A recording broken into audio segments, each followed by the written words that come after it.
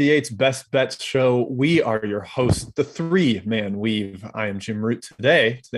I'm your host today. Not always the host. I'm joined by Kai McEwen and Matt Cox. Sometimes they host. And we are presented by BetRivers. Folks, BetRivers, our sponsor. They really want you to bet, and they really want you to win. It's fantastic for their business model, Kai. But before we get into tonight's games, a wonderful slate that features the ACC Big Ten Challenge.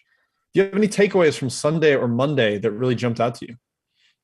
Yeah, Jim, I watched the Iowa-Virginia game, and full disclosure, I was on Virginia. The first half was not fun for me. UVA looked like a mid-major, like a low major against the Hawkeyes. The Hawkeyes were throwing in everything. Jordan Bohannon was on something. That guy, Matt, was hitting everything. Keegan Murray, what a star. That guy's awesome. He's their next in line of the Peter Jocks, the Jared Utoffs type of player at Iowa, the Luka Garza, that type of guy for the Hawkeyes. But Matt, it landed one in favor of Iowa. Virginia made a strong comeback, and this is a prime example of line value. This one shifted from Virginia +2 all the way to Iowa +2 throughout the day. Depending on where you landed, you either won or lost this bet. That's correct, Kai. I'm glad that you took that opportunity to teach the listeners out there. I just want to highlight a team that I'm really looking to potentially bat going forward. That's the pride and joy of Tulsa, Oklahoma. And no, I'm not talking about Tulsa University. I'm talking about Oral Roberts. The Eagles got it done last night, taking down those Tulsa Golden Hurricane, the Fighting Frank Haiths, a coach that I know is holds a near and dear special place in your hearts, former Mizzou alumni. Hey, it was their first D1 win. It was a really poor court storm, but yes, this team, it was poor. It wasn't necessary, but hey, the Navy Center was rocking. They should have had Oklahoma State beat over the weekend. They could not get it done. I think Max Asmus and the crew are about to take off here. So it's crazy to think that Oral Roberts team is actually undervalued coming off that Cinderella run, but just one team I'm kind of highlighting on my slate whenever they pop up is like I'm looking to ride that. So go ORU. I was on Oral Roberts yesterday, wrote it up for Action Network, and there's a point where I complained about Max Asmus being 2 for 4 from the free throw line. He made 11 straight after that, so he just shut me right up. My takeaway, guys, is that Notre Dame might be in a little bit of trouble. And it's specifically because Prentice Hub is a 0. He had 0 points yesterday. Way too nice. He's a negative. You're right. He's 4 for 29 from the 3-point line this year, and he has not made more than 1 in a game. In his final 7 games last year, he made 2 or more. So it is clearly just like a sunken trajectory for him. Blake Wesley has taken that point guard spot, and they need Hub to do something if they want to deliver on any preseason potential. They were highly ranked in KenPom early, and Kai, it's not lasting. So yeah, Jim, how's 6 of 39 from the field so far this year? 3 of 25 from 3, 3 of 14 from 2. I mean, it's bad. That's excluding the Chaminade game when he didn't play that well either. It's looking rough for Notre Dame. The Big Ten is off to a 2-0 start in the ACC Big Ten Challenge. So let's talk about the slate of those games tonight. Start off with the headliner. The Duke Blue Devils, certainly a national darling right now after the win against Gonzaga. Just an awesome neutral site game last Friday. Now they're headed to Ohio State to take on the Buckeyes. Matt, your Blue Devils, we've seen the ceiling. Do you think they can tap that ceiling again in this game, or they come back down to earth a little bit? I hope not.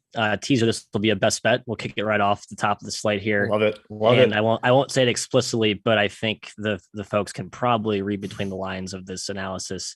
Everything about this game feels fishy, as people want to say, like Vegas knows something or the odds makers know something that we don't. But like we know everything there is to know about both these teams. There's not like some secret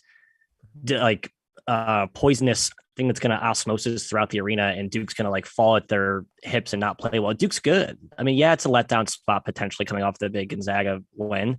Yeah, it's a potential sleepy spot for a young backcourt. Jeremy Roach, freshman, may not play well on the road. First true roadie for the Devils. I don't know. Wait, Jeremy Roach is a freshman? Well, sorry, sophomore, but like young guards going on the road first time this year. He played well in that Gonzaga game for the most part, just didn't make sense. I actually trust Duke's backcourt this year. Wendell Moore is leaps and bounds better, and that's the key when you go on the road. You got to be able to take care of the ball, get guys the right shots, and assuming that Paulo Banchero has finally learned how to hydrate properly and his quads don't lock up in first gear, Kai, I think the Devils win. Not easily, but they keep the Bucks at arm's length and kind of take the crowd atmosphere out of it because it will be a rocking arena there in Columbus. Yeah, Matt, I assume like 99% of people agree with you on this game. Without Justice Suing, it's hard to think how Ohio State scores very easily here. I just don't see an easy path. And EJ Liddell, Jim is so good. He's going to get his. But Duke has bodies to counter him. Like maybe even Banchero is a little bit of a good matchup for him, especially when he tries to hang out in the perimeter. This Duke team is just so big and physical. I worry about Ohio State's guards in this game. So of course I'm leaning Duke in this one. If Suing was in the lineup and this spread was Duke -2, -2.5, I would actually punch back in the Buckeyes. But without him, I don't trust him. Well, you wouldn't be punching back. The market's on Ohio State, so you'd be with the market. They bet it down from 3.5 to 2, or back up to 2.5. So seems to be definitely some money coming in for the Buckeyes. But yeah, I'm curious with the matchup for Liddell. Like Matt, do you think Mark Williams can handle him? Is he versatile enough to go out on the perimeter? I was so impressed with Williams against Jimmy, but this is a little bit more of a versatile opponent here who can actually hit the three. I think Duke needs to mix and match it. You'll see some Banchero on him, presumably, but you don't want to over exert his energy because you need all the special things he does on the offensive end. I actually want to see a lot of AJ Griffin. I was going to say.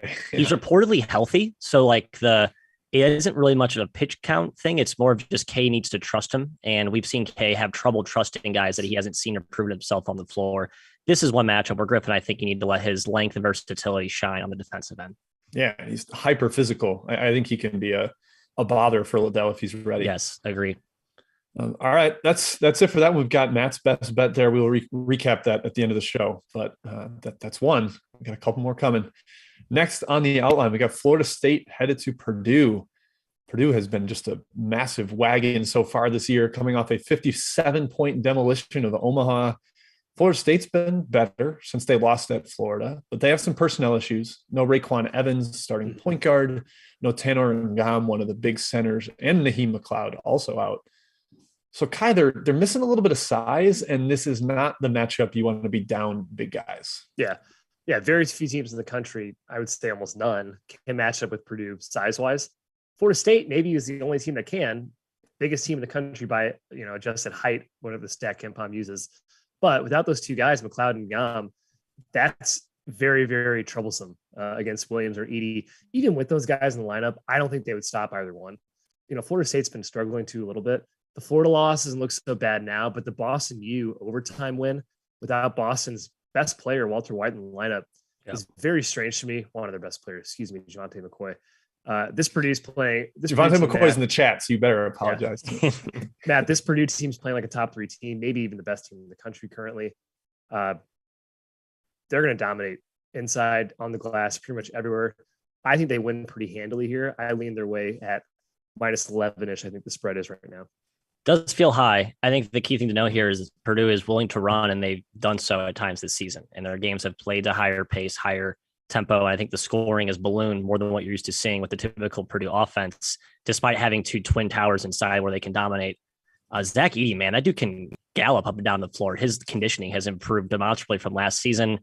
Trevion Williams is very nimble as well. So, all that is to say, while the number looks high to me, it actually will play, I think, closer to its true 10, 11, 12, depending on where you look right now. I think it's 11 at BetRivers currently. Mm-hmm. And I think that number is about right. Feels a little high, Jim, but Purdue's just on that short list of teams where why fade them unless you really have to. There's plenty of there's 358 teams in college basketball. There's other places to bet. Fading Purdue's not where I need to focus my time. Yeah, I've got a couple of things here. First, Florida State, watching the Florida game, they just can't take care of the ball. And since they're missing Evans, that's a problem. But Purdue doesn't really take advantage of that. It's not like a pressure defense. They don't. So that's one thing. But I think the transition game that Purdue really has this year is the key. They can blow teams out. They will blow teams out because they can run. Ivy is just like a singular force that they haven't had in the past. And against the defense that tends to force isolation, like that's a very big strength of Florida State. Ivy can actually make plays. He can get by guys. He can drive into the lane, drop stuff off to the big guys for finishes, kickouts for threes. I think Ivy's just like the extra difference maker that bumps up Purdue.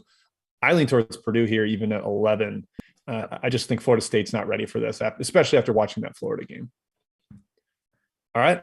Let's keep on moving down the outline. Next one in the ACC Big Ten Challenge, Indiana on the road at Syracuse. the market has smashed the Hoosiers with a hammer here. Yeah. It has flipped from an opener of Syracuse favored all the way to Indiana -3, I believe. And Matt, do we think that makes sense? I mean, the Hoosiers have played a little bit of zone against a little bit of zone this year, but that was mostly Jackson State. Like that's not comparable to Syracuse. So what do you see with your alma mater, the Hoosiers? Do they get it done at the Carrier Dome? My gut tells me they do. Peter K in the chat was asking about, do we have any data on the IU Woodson zone schemes? And you're right, the Jackson State's the only precedent that we have. Obviously, extrapolating that against Syracuse is not really apples. However, Kai, this Syracuse zone has been ripped to shreds a few times this season. So it's not the typical Syracuse zone that Indiana fans are probably haunted by, thinking back to the 2013 season when that bounced us in the Sweet 16. Still will never let that one down. I kind of think that if you play the right guys here, Woodson has the matchups. You play more fantasy, maybe more shooters on the perimeter. They have a couple of zone busters with Miller Kopp and Parker Stewart. It's more of like a less Xavier Johnson game is what I'm hoping for here. So I think the depth of IU's roster gives them the right ingredients to attack it. Speaking of depth, probably no fantasy still for them. It hasn't really mattered, but he's been out of the lineup a little bit. That's right. I forgot he's been banged up. Again, I don't really think it matters. And Galloway as well, Trey Galloway as well. But I don't think either of those guys against his own. Yeah. Geronimo and Bates are the guys I care about and like that next level of fringe dudes. I'm glad this hit +3 because I'm leaning Syracuse. I think they actually get this one done at home. They haven't looked great, right? The zone has been kind of torched. Obviously, they got killed by Auburn. They lost to VCU. Colgate hit like 23s. But it's Indiana's first road game. You know, that should matter a little bit here with fans in the stands at the Carrier Dome. I think Syracuse's length, they still do have length despite their defense not being great so far. They still have the length to bother Indiana's guards somewhat. Indiana certainly needs to shoot. They have early success doing that. I'm not sure I buy it all the way quite to this point. And Jim, Indiana's defense so far has been unreal. Number 1 in the country in 2-point field goal percentage defense, number 1 in effective field goal percentage, number 20 in 3-point percentage. I think that comes down a little bit. Syracuse can really shoot. I'm thinking Syracuse takes this one. Yeah, that 2-point percentage is great. Like it's awesome for their defense, but that's not Syracuse's bread and butter. Like They want to stretch you out. They want to launch from deep. And Indiana's taken away the 3-point line fairly well, but I'm not sure if it's enough against the Syracuse attack. Legitimately, it might be the best shooting team in the country from the outside. Yeah, Matt, the one key I like against the zone is that TJD can pass. Like he's not a bozo with the ball. Like if he gets the ball at the free throw line, he'll probably be patient enough to spray it around to the weak side or find Race Thompson in that dunker spot in the short corner. So that's the key, whether he can and really be calm in that spot and make the right read. I kind of think he can. So I would lean towards Indiana, but at the number, I can't tell you to lay 3 on the road here. That's just not tenable. Yeah, if you agree with Kai, I think now's the time to come in on cues. Someone in the chat, Harry R, asking about the over, implying the pace is probably going to play a little faster than what Ken Pom projects it. I don't like playing Syracuse overs, even though defensively they're not great from an efficiency perspective, and even though they can shoot, they tend to get back on defense they're pretty disciplined in transition D, I guess. I don't think IU's fast break attack is going to murder the orange and out there. So I think that does kind of hurt the over. I'd probably stay away. It's been bet up a little bit, I believe, as well. So especially at the current price, no play for me. Yeah, the zone, if once it's half court, you have to take like 20 to 25 seconds. Takes time, yes. Breaking it down. Yep. All right, last one before we get to Chat Mob. Northwestern at Wake Forest. 2 of the more bottom feeders in these 2 leagues, but a big one nonetheless. A line right around pick. I believe Wake Forest is favored by 1.5 at this point. Matt, Steve Forbes finally has more size, more athleticism. He did great in the transfer portal this offseason. Alondis Williams has been just a revelation for them. Yep. But Northwestern's been pretty solid too. They got the win over Georgia, took care of business there. Might have beaten Providence had the Friars not been scorching from the outside, shot nearly 50%. Are we buying Northwestern here, or do you think Wake can get it done at home? I like Wake a lot. They looked very impressive in the MT. I know they blew that lead to get to Oregon State, but the way that they got up with such conviction was super impressive. I don't think Northwestern's seen a team with this much collective length and speed and sort of that interchangeable multi-positional wing mold, which is what Forbes has in spades, much like his old ETSU teams in many regards. Kai, and this is where I think we see the inflection point of Northwestern's similar dip that we saw last season, the year before, hot non-con. They finally hit some real competition and they look more mortal. So I think there's good value here in time on the Demon Deeks. Yeah, I still think Northwestern's a little bit overvalued as a top 40 Ken Palm team. They're sitting at 40 right now. They did handle Georgia pretty handily. Yeah. I'm not really impressed by that. I was on Georgia that game, so that was unfortunate. But again, like Indiana, this is the first true road game for the Cats. They've played a couple neutrals. This is their first game at an opponent's actual home court. Jim, you mentioned Alondes Williams, a 122 O rating and averaging 19-5. I mean, he's been awesome. But right now, Wake's been solid. Certainly a test here. I lean their way at -1.5. It's my best bet, Kai. I agree with Matthew. Oh, good. I agree with you too. Yeah. Wake Forest -1.5 is my best bet. I'm just not sold on Northwestern as a top 40 team. Like, I think these teams are pretty close to equal, and it would maybe even give Wake Forest a slight edge. So would make it over 3 as a line type of situation. Still no Chase Audige for Northwestern. That also matters. That's a big one. Yep. The wing athleticism is limited without him. Shot creators, not at a premium or they are at a premium on this Northwestern team. So Wake, Demon Deacons -1.5. Matt and I were both getting our best bets in before the first chat mob break. How about that? Got to feed him soon, Jim. Keep him fed. Yep. All right. Which one of you is czar on chat? I feel like both of you volunteered for the role. So, all right, I'll go to you first, and I will let Kai audit. Yeah, there's a lot of chatter days. So Kai, please pick up chatter day, Matt. It is very chatter day. So Kai, pick up the pieces, whatever I forgot here. Peter K. I'm sorry, we got Peter K's question with the IU Syracuse zone. So scratch that off the outline here, Matt. Ray asking about Davidson, Charlotte, little North Carolina showdown. Kai, Davidson's been awesome. It's on the outline, Matt. It's on the outline. Yep. Yes, it is the bottom. Hey, Ray, we'll get to your question in a bit. Luke asking about Pitt, Minnesota. That's also on the outline. Good Julian job. has a twofer with the more of the mid-major round. Manhattan -9 against Fairleigh Dickinson, and Rice -2 at home against North Texas. Jim, I'll go to you on Manhattan. Kai, I'm going to you on Rice. I tend to lean the other way at Julian. Sorry, dude, on the battle of the, I guess I wouldn't say New York. FDU's Teaneck. It's not exactly New York City, but whatever. You get the idea. The greater New York area. It's a big number, but FDU's been better lately after getting walloped the first few games. Yeah, I don't know. That I just saw that Greg Herenda is out with a non-COVID illness. Their head coach. That is a little bit concerning for FDU. P.O. Racine has barely played too. He was like a freshman big in the rotation last year. I thought he'd take a step up. Hasn't done that, but Joe Munden came back. Yeah, Munden he missed a game, and that matters. So, yeah, I lean towards FDU as well. I just don't think they're going to lose by double digits, but you never know with that defense. Manhattan's been awesome, so I can see why the number's gotten so high, but I do lean FDU as well. Kai, Rice, Texas State, a little bit of money coming on Rice, favored by a field goal at home against the Bobcats that have been sort of a enigma for us. We seem to be playing whack-a-mole with that team. They've been better than I think we expect. Are you looking to take Rice here or stay away? Both teams are kind of whack-a-mole, and that's why I'm staying far away. I don't really know the true nature of either teams. I think Texas State's going to be really good in the Sun Belt, like really good. But in the non-con, I just really can't trust them. And this Rice team, we've seen them be immense. We've seen them be terrible. So I would rather just not bet this game. CJ Donofree, name pronunciation check there. I think I got that right. Furman High Point, another Carolina showdown. Jim, I actually was leaning toward the home dog here. High Point playing host to Furman, a team that we love. Do you lean the other way? I do. I lean towards Furman. They just took care of business as a road favorite in their last game. I kind of think they're able to do it again today. High Point's certainly better than USC Upstate, but I'm just not really sold on this High Point team. They had the key preseason injury. The name is escaping me. 2, I think, actually. John Flowers. Michael Wright? No, Michael Wright's there, but I think Flowers might be the name of the guy, or Langlace. But anyways, Furman, I just think is really, really solid. I think they win by double digits. Kai, Ryan A. asking about Rider Ole Miss.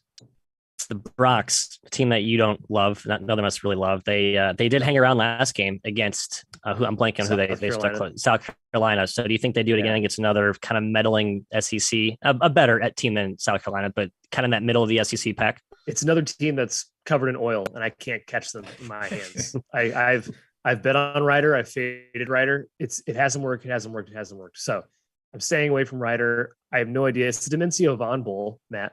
He's going back against his. Played for both teams. I love this. He's going to get confused which team he's on. Right. That's my guess. I'm staying far, far away, Matt. We're getting another question or a couple asking about Omaha, SIU, Edwardsville. You want to talk about that? And I thought that was the best bet. I forgot what we had pre-show. It's not a best listed. Okay. I have a bet here. Teaser. Jim, I'll let you lead it off though. Omaha, interesting spot. Finally home. Long road trip. They've been terrible, injured. They're healthier. It's still not a very good team. They're catching SIUE, who gave Creighton a scare for all of their money. I kind of like the home dog here. Yeah, Omaha has lost their last 2 games by like a combined 100 points. And I think that's depressed their value in the market enough that we can back them here. They're still missing Poor Bear Chandler, the big Wichita State transfer. And then Lamell Robinson seems to be out for the season, potentially one of their best guards. That's an issue, but they've got Ferrarini back. They've got Wanjing Tut back, although he's not playing a full minutes load. I think Omaha is the bet here, Matt, given the situation and given the relative health that they've got going. I agree. I've been on SIUE a lot too. So I know that I'm not too low on Edwardsville. I think they're a good team, just kind of a tough spot. I guess they have been in the area and maybe the travel's not as taxing as it would be going from Missouri to Omaha there. They're not sticking around for the whole weekend, you think? I think it's just a two-day layoff. Did they go back in Omaha, Kai? Come on. It's been do you look at the snap feed? It's been going bonkers in Omaha, baby. Just SIUE getting after it, which is another reason to fade him tonight. No, I have no idea. Complete speculation, obviously. Last one, we'll get back to the outline. Mr. Akers asking about UNC Greensboro. Elon, a ton of Elon money coming in early here. I think it opened at 6.5. Now it's down to 4. So it's a short road dog. Jim, I have no take on this game. I know Elon's been a little bit of a conundrum, a key injury there with Gillens Butler. They've been okay without him. UNCG, I'm still kind of like Kai said, a team that's stuck in oil for me. What are you looking at here? I mean, UNCG plays so slow that I would never have wanted to back them -6.5. But where it's at now, I'd potentially be a little bit interested. I think they're just pretty well coached and solid. But man, Kai, I can't touch them. At least at the opener -6.5, I couldn't have. No, I'm trying to remember what team UNCG. Who was it? Green Bay. We bet UNCG is a favorite. Thinking they crushed Green Bay 1-2. That was kind of like, okay, I have no idea what this team is. Won a couple of bets to them early, but it's a weird team. Mike Jones is running the program now. It's so Mike way Jones, slower. Right. It's way slower than what Wes Miller was doing before.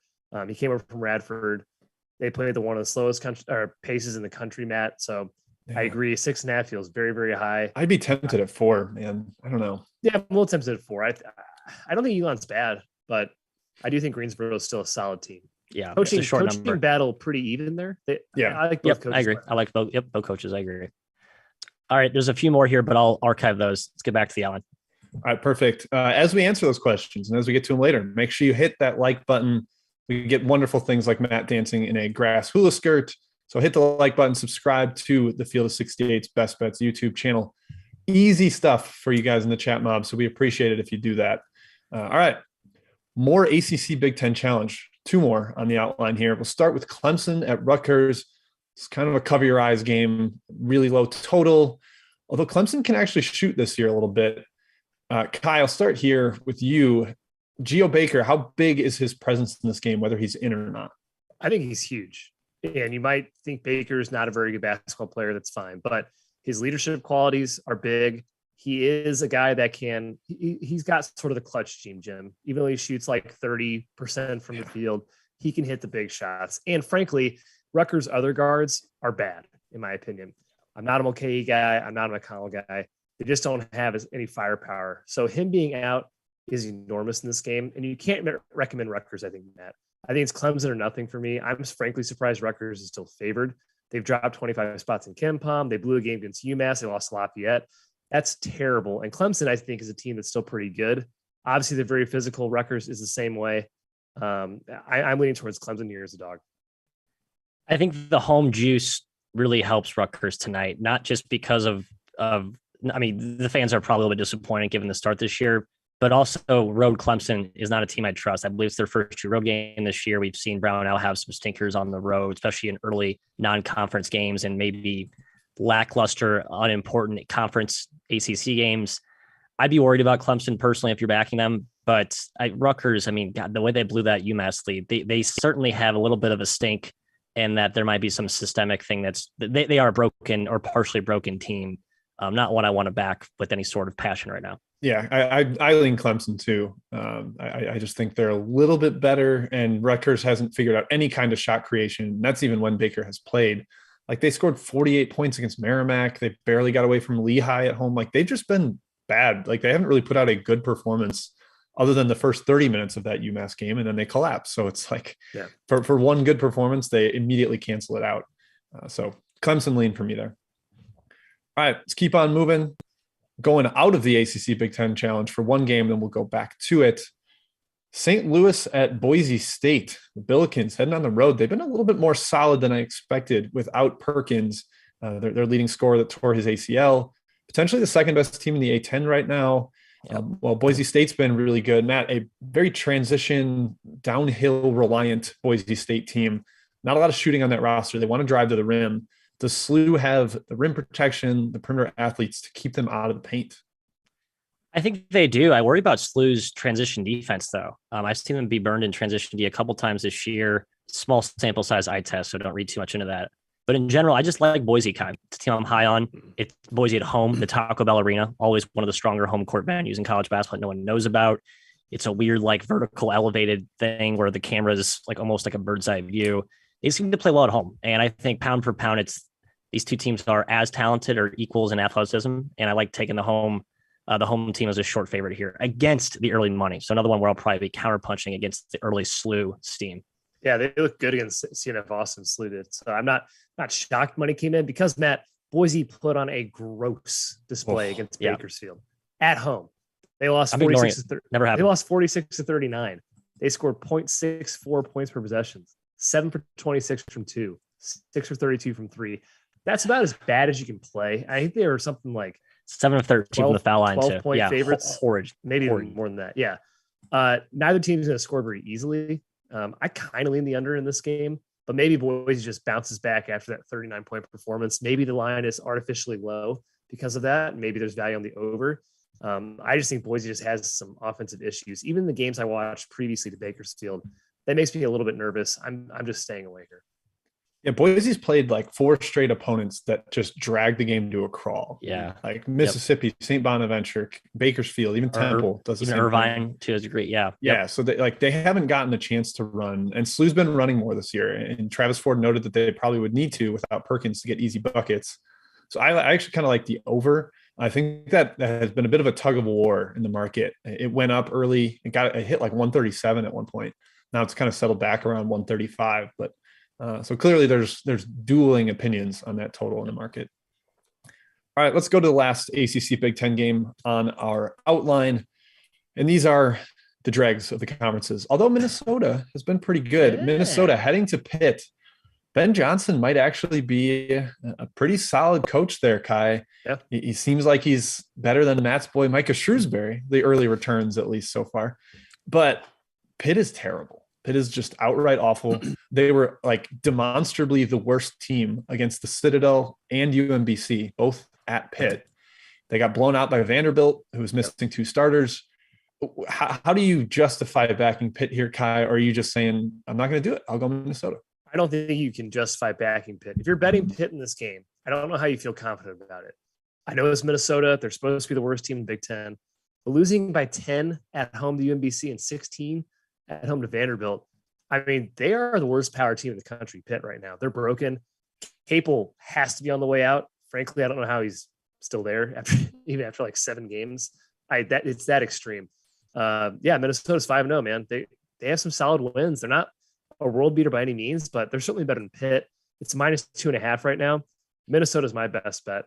And if I lose it, congrats, Pitt. You finally got a big win. So it's a win-win for you or me. Yeah, I think it's Minnesota or bust. I guess laying points with Minnesota on the road doesn't give me the warm and fuzzies, but it's Pitt. That's the team that's on the other side. So sure, I think it definitely could happen.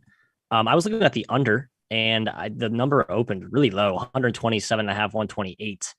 It's an ugly game. It's going to be a bad game and also ugly with probably a slow tempo, slow pace, and a lot of missed shots and enough bricks to build Jeff Capel a new house wherever he'll be coaching next year. I don't know, Jim. I'm staying away hard. There are a lot better games to watch tonight and better games to bet. That's my advice to folks. Watch something else and bet on something else. Yeah, I lean Minnesota, but no one's made threes against them yet. Opponents are at 21%, second lowest in the country. little concerned about regression, but Pitt has no shooting. Like they have 2 guards on their entire roster that are healthy and eligible. So it's not really a team that's going to light you up from deep. I still lean Minnesota. I just think until Pitt experiences the true rock bottom and shows something decent, I'm going to continue being against them because there's no reason not to right now. They should have been a home dog to UMBC based on every part of the way that game played out. So this team's terrible. All right. They're bad. They are bad. It's tough. I know. It's hard to watch. Last one on the outline is a rivalry game. It was mentioned in the chat earlier. Davidson at Charlotte. Shockingly, Charlotte has won 2 straight in this little edition of the rivalry. Weird to see Bob McKillop struggle with a team like that, but Charlotte has been a lot better this year, Matthew, and they're still not fully healthy. Musa Jallo, the Ohio State transfer, Bryce Williams, a returning starter. Those guys have not been in the lineup, but they've still been kind of frisky. Do you think Davidson, with their lighted up offense, a lot of efficiency in that group, do you think they can get it done on the road? Yeah, I was torn on this one. I've had Charlotte rated pretty highly this season, despite as many times as they burned us in the past. The App State game was one that I was tracking close to. They almost blew a lead in that one, which is something they did basically on repeat last year. It's not a team I trust, but I think it's a team that's been undervalued so far this season. And they could be even farther undervalued coming off 2 straight losses here, Kai. I don't know, but Davidson's been kind of a wagon though too. So I don't know if Davidson's the team I don't want to fade no matter what, but certainly one I want to tread lightly looking to back the Niners here. I kind of need to see Musa Jallo or Bryce Williams back in the lineup for Charlotte before I feel comfortable backing them. Drexel and Toledo losses, not necessarily that bad, honestly. Those teams are good. They could both win their conference. I think it's bad, Jim, to be a packed-in style defense against Davidson, who can light the nets on fire. So that's a stylistic point of view or advantage in favor of the Wildcats. The line's gone towards Charlotte at 4.5. Yep. I probably wouldn't back them right now. I probably leaned their way at closer to the opener around 6-ish. Yeah, I kind of like the +6 just because of a number, but at 4.5, it's not a good number. The matchup makes me a little nervous. McKillop losing 2 in a row to this coach and not wanting to lose 3 in a row makes me nervous. So 4.5, I wouldn't recommend it. I do think the pack line has a little bit of success just junking up against the motion that Davidson wants to run. I buy that. Yep. But it's not enough to like recommend it at this point. So potentially an under, but Davidson's offense is scary to bet unders. They can just hit a couple 3s in a row and you're like, oh, well, now I don't have a chance at the under. So yeah, now it's down to 132. That's too low. Yep. All right. That is it for Davidson Charlotte and the outline. Let's get back to the chat. And again, hit that like button, subscribe. We appreciate all your help, those paying attention in the chat. What else we got, Matt? Let's start with some extra action off the extra board here. I think an earlier tip today. No, I think it's the 5 or 6, so normal tip. I thought there's some afternoon action. No, apologize. No day ball is nice. I'm yearning for it. There's just a blank space in my soul right now. But Kai, Georgetown is hosting Longwood. We like Longwood. We don't like Georgetown. Help me complicate the handicap beyond that. That's kind of where I stand on those 2 teams. I kind of made the line where it is. 9 points, if you just think about it in general, seems very low for a Big East team versus Longwood. Yeah. But Longwood's been scrappy. They're extremely well coached. It's not a team I feel super good about fading, even with a power team. And Georgetown has not looked good at all this season. So I'm staying far away. I don't even have a lead in this game. Yeah, I don't want to lay points at Georgetown, but I Longwood, I think the line's a little low because of their 2 demolitions that they had that leapt them up analytics rankings. So I don't really want to take them as a dog. If you really want to get crazy, I think Longwood money line isn't insane here, Matt. Nope. Because there's going to be decent amount of variance. Both teams give up a ton of 3s. I think Longwood could actually be frisky here. Yeah, I had this flashback to the Mount St. Mary's game. Was it last season when they almost beat Georgetown and Georgetown? Not the same type of team, but Longwood has like premier athletes on the perimeter. So it's not a team that will be overwhelmed by like the power 6 caliber talent or speed or anything. And Griff Aldridge is probably the better coach. So could be value there, but yeah, it's a short spread. I'm going to say not probably. I'm going to say definitely. Ooh, okay. Patrick Ewing, Jim and Kai live at the following addresses. No, I'm not gonna do it. You think that's a hot take? No, it's not a hot take. I feel like I like Patrick Ewing, so I don't feel like throwing shade up today. I'm trying to be buddy with all the coaches now, Jim. It's my new. If he didn't win the Big East tournament, he'd be pretty hot right now. Yeah, true. Nevada Pepperdine. Getting at questions. Are the Pack back, Kai? I think winners of 2 straight after the little mini rut to start. Emphatic winners of 2 straight. Yeah, dominant fashion, sort of akin to what we saw late last season. More like the team that many had pegged as a W or Mountain West sleeper, dark horse, darling, whatever you want to call it. The money's coming on Pepperdine, though, who they're hosting at home, down to 12.5 at most places. Any lean here? No, I mean, it was a big spread. I don't think Pepperdine's very good, but they've shown they can get crazy hot. So there's certainly a chance they can stick within 12.5 right now as the line. But Matt, I think Nevada has found itself. I think, frankly, kicking off Brahma from the team, I don't know what he did or what he was like in the locker room, but anytime you can get a negative presence out of there, and it seemed like he was a negative presence, it makes the whole team better. The chemistry improves. So I think it was a huge part of why they're frankly playing well. And Pepperdine is not a very good team. I would lean towards Nevada here. Just watch out for that hot shooting at Pepperdine. They've certainly gotten hot before. Yeah, those 2 freshman guards, Millette and Mitchell, can make shots. Like I watch them and I'm like, well, how is that going in? But I say that every game. So maybe they just make those shots. I would lean towards Nevada though. Yeah, both teams rely heavily on shot making. I think Nevada just has more other alternative avenues to score with the sides they have up front, even without Brahma. They're playing those 2 twin towers. Should be an edge in this matchup, but we'll see if Alford can weaponize that. Griffin asking about Charleston Tulane, a really fun mid-major matchup here. 2 coaches we love. Pat Kelsey doing yeoman's work so far at Charleston Gym. Against Ron Hunter, a guy that we like for Tulane, the Green Wave. I have a total lean here. Are you looking at a side potential? I believe there's been money coming on the Wave. I think it's been bet up on Charleston's side. The other way. Okay, I'm sorry. I opened it 2 and it's been bet up to 3.5, 4. Okay, you're right. Yeah, I got nothing on side here. So I'm gonna kick it right back to you for your total. I kind of like the over. Feels like Tulane's playing a little faster this year. And Charleston is one of those teams where they just continuously play up and down, up and down, up and down. Number 1 in the country in tempo, I believe. And that's coming off a game where they actually won more of a drag out, a very impressive win, a buzzer beater, and it's in emphatic fashion. So from that perspective, you could argue that the total could still have value because they just played a slow paced game. Could also argue it's a good opportunity to fade them coming off of emphatic, exciting win. Just angles to look for. I have no strong take on the side. I do lean the over though. I think this game plays pretty fast. It's wild that Charleston is -3.5 when Ken Palm has it. Tulane -2. It's just rare to see the opposite team favored and at 5.5 point spread. So keep your nose up for that one. I agree. Ken Palm's still probably playing catch up there with Charleston. Taylor asking about San Jose State hosting Sodak, West Coast Showdown. Kai, our boy Timmy Miles, he's our boy. Can he keep this thing going? Sodak's not really impressed us this year. I think it's a pretty ripe spot for them to get a win. It's short spread at home. I know it's San Jose State. Just them as a favorite doesn't sit well with me, but I think they're a better team. Loved it like 1, even when they're +1. Loved it for San Jose State. They're -3 now. It's been crushed. I can't lay that many points. It's still San Jose State. I love Tim Miles. I think South Dakota is bad. Frankly, didn't Tim Miles coach in South Dakota? Am I misremembering that, Jim? North Dakota State. Right? North Dakota State, excuse me. That's somewhere in the Summit.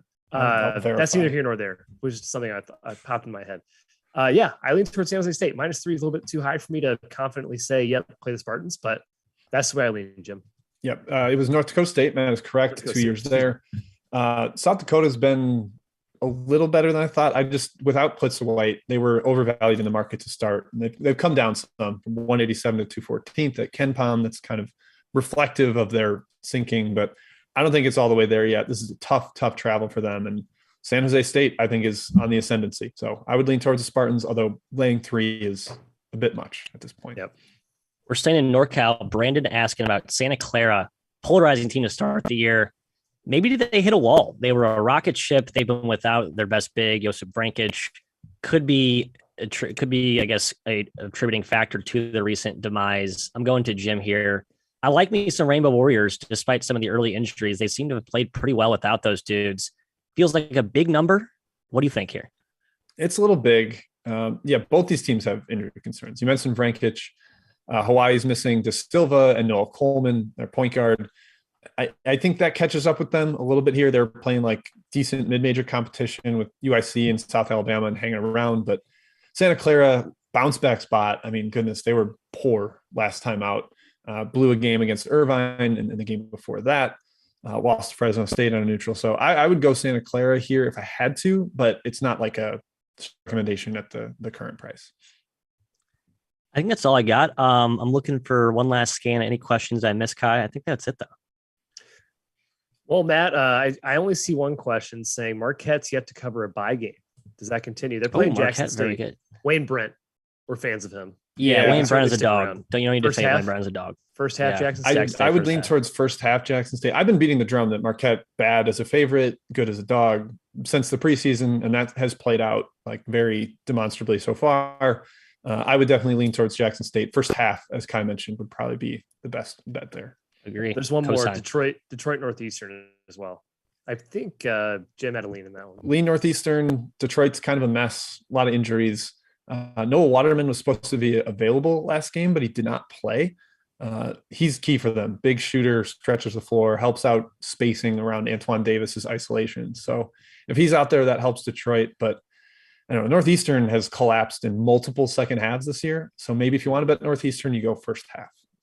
Detroit's 337th, Matt, in the country in defense. Yeah, they're back to the Detroit of 2020 and 2019, where it was just like the Antoine Davis show, and then there's really nothing else going for them. Offense around him, and then defense, they're in shambles because they don't have that cool zone that worked for them last year a little bit. So yeah, I'm not back in Mercy right now. They're playing like all man to man this year, and I don't know why. It's not working. It's a weird shift. Yeah. That is it. Let's recap our best bets, all of which come from the ACC Big Ten Challenge. We hit them earlier. Matt, tell the people what you have. Taking Duke -2 if it's still there, but I will take up to 2.5. I believe it's 2.5 most places. BetRivers, I'm looking at 2.5 BetRivers, and that's did you get? Was it 2 when you gave it earlier? I saw 2 at BetRivers 2 earlier. When I said it earlier. We'll have to defer to the chat. I think he gets what that. I should post. He gets -2. He gave it out at -2. I shouldn't need the hook. I shouldn't need the hook. Duke wins by 7. Come on, Devils. Duke wins by 7. Wow. There it is. Done. We're actually predicting precise scores now, Kai. It's been a new change over the weekend. All right, Kai, remind the people. Minnesota -2.5. Very rare that we get 3 favorites as best bets here, Jim. Yeah, I mean, they're slight favorites. They're barely favorites. Slight favorites. But so both of you have the -2, -2.5 on the road. I have Wake Forest -1.5 at home against Northwestern.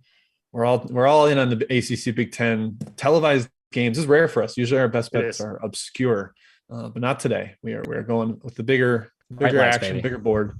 That wraps up today's show. Thank you everybody for tuning in. Again, hit that like button, subscribe, join BetRivers, bankrupt them with awesome bets. Well, don't bankrupt them. We prefer they still sponsor the show. But thank you to Field 68. We will be back tomorrow at I hate same time, I believe 1 p.m. Eastern. Yeah.